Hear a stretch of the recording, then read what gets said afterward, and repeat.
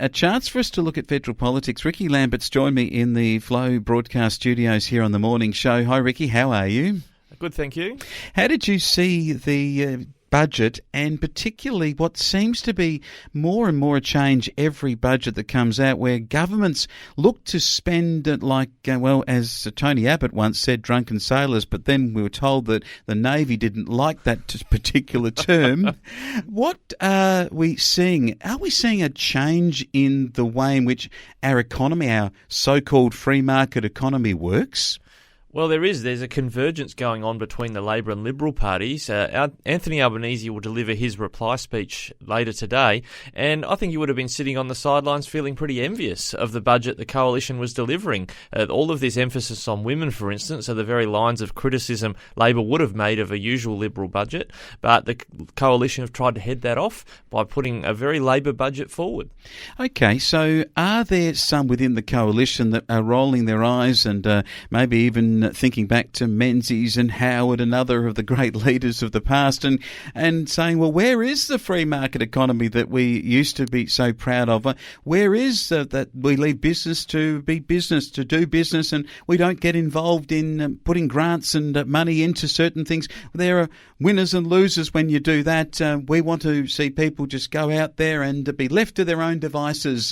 Have we lost that in the Coalition now? I think it's being drummed out of the Coalition. A number of dissidents like Craig Kelly are being squeezed out of the Coalition. He's on the crossbenches now. You got voices like Amanda Stoker, who's quite conservative in Queensland, finding herself in the drop zone, as I call it, where you may not get elected again because others who play the game, who know how to play the political game, have got themselves higher up on the Senate ticket. Okay, let's look at some others. Kevin Andrews in Victoria didn't win his pre-selection because he's a conservative, replaced with a less conservative, maybe even a moderate, as they call it, in the Coalition. Well, you look at what I think is the inexorable march of progress in these parties. The left thinking becomes the centre thinking, and the conservative thinking becomes the inconvenient truths that people don't want to talk about. Just remember Malcolm Turnbull and how he got into Parliament. He rolled a sitting Liberal, and his name escapes me at the moment. Malcolm King, I think his name was, a very conservative gentleman. Turnbull rolled him, got his seat, and won. And that's the reality, is that the wetter Liberals, the more progressive Liberals, ultimately win these pre-selection battles, and then the voters vote them in because they're just used to voting blue all the time.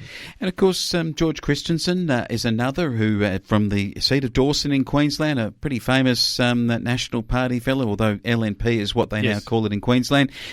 He's chose to step down. We go into, say, Nicole Flint in South Australia in the seat of Boothby, a conservative woman who feels that been pushed out, she says, by the thugs and all the others that have been on the sideline. But we even read in a really good article that I was actually saw and want to address it, Paul Collett's in writing in The Spectator, he actually says that there's even been a get-up situation who are very much a group against the conservative view of the world, polls apart, have actually been quite positive towards some of the things the Liberals have done, which would seem to indicate that that they've seen that this Liberal move towards maybe what is a old Labor position.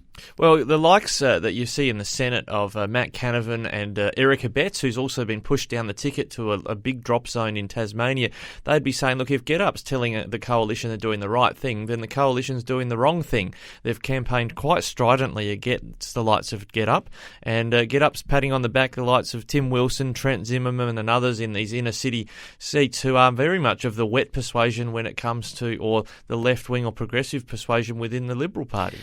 It's really interesting because if we start to view where this goes, could we see at this next election the emergence of a whole range of independents who may actually stand against the Liberal Party at the next election, and potentially, like Rod Oakeshott, Tony Windsor, if you go back to that particular era, maybe be able to hold the balance of power in a government with maybe Labor at the next election? Well, the likes of Oakeshott and Windsor are different examples in the sense that they were politically left, or certainly became much more left-wing, and I don't think really properly represented the views of their electorates in those instances. But that's why they were more likely to support Labor in a coalition, in a minority government situation. So let's say Craig Kelly wins his seat as a disaffected Liberal.